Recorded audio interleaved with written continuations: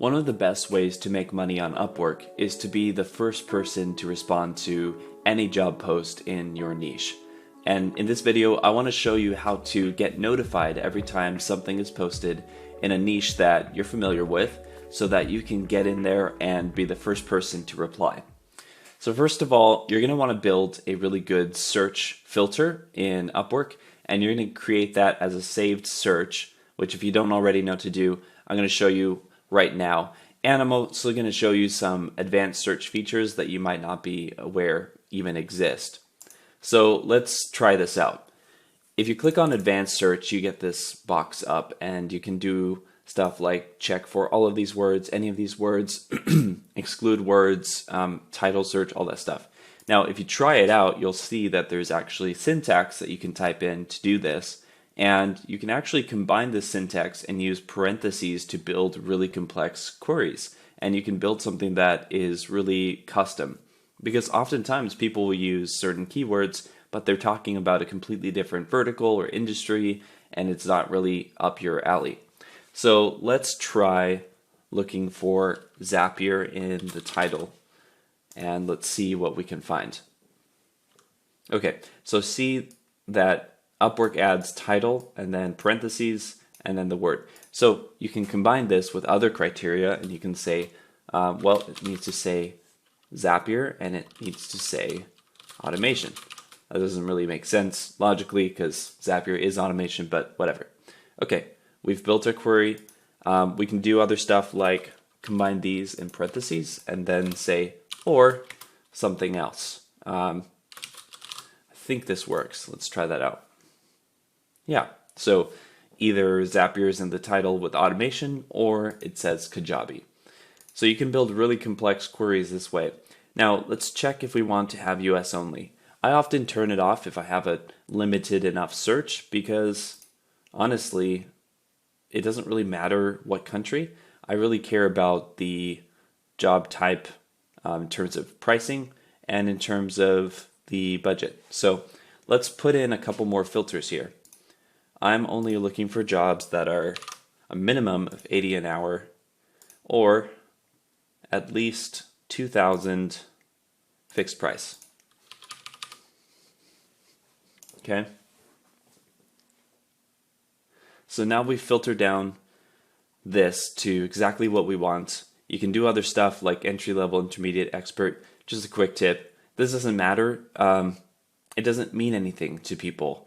They put it in because they don't really know what to select. What matters, it's relative. What matters is what they're willing to pay. Number of proposals, yeah, that could matter. Maybe you don't want to submit one on an old one, but it doesn't make sense for this specific use case because you're going to be notified as soon as there's a new post here. And then the rest also, to me, don't matter. So this is a great search. We're going to hit save search. We're going to call it something like notify me of these. Let's make it more descriptive. Zapier or Kajabi, save. All right. Now what we can do is go back to the main page, go to my feed, scroll all the way over to the right, and you will find your new search. And there's also these three dots where you can click this, click RSS, and get an RSS feed, which is exactly what we need to automate this. Now, the next part of this can be completed with many different workflow automation tools. Zapier has a very simple integration with RSS that you can use.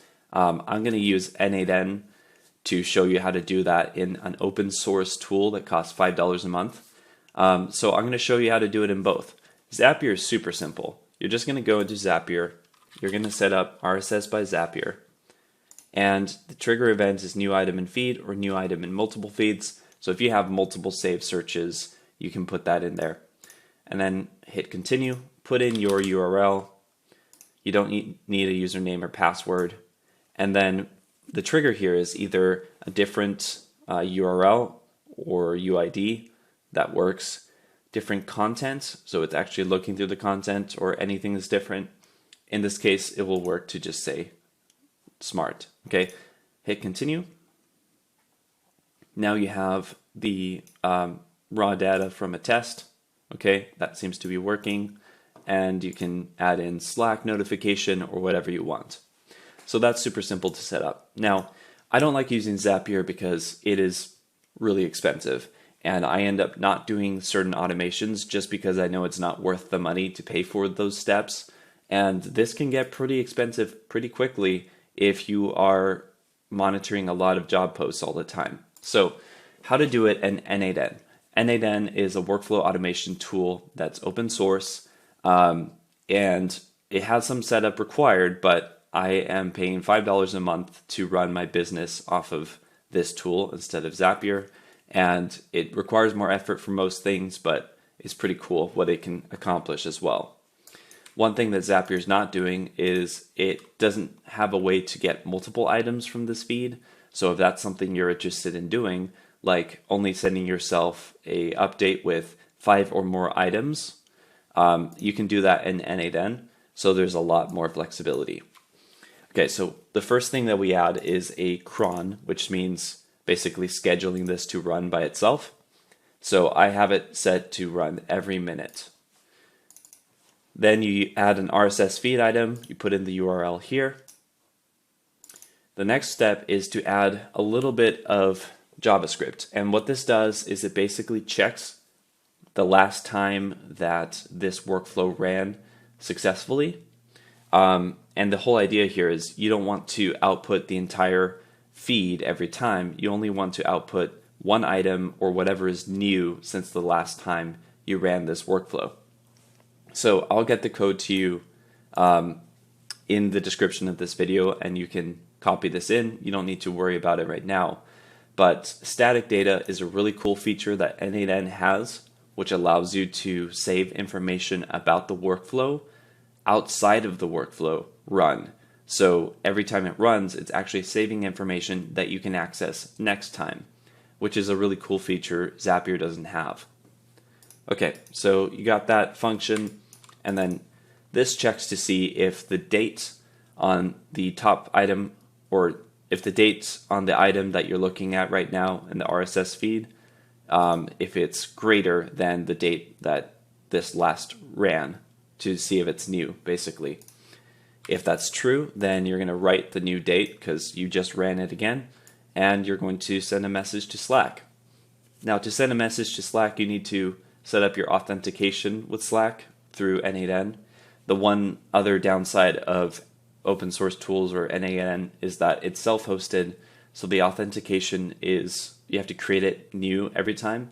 Zapier has its own authentication, so you like click and then you log in and you're done. This takes a little bit more time, but again, from setting up N8N to getting this workflow running, especially if you just copy paste it from the description in this video, it will probably take about 2 to 3 hours at most. And then you can do this, you can repeat this for all the other RSS feeds if you have multiple saved searches. One last thing to mention is N8N has this cool system where you can grab multiple nodes, move them around like this.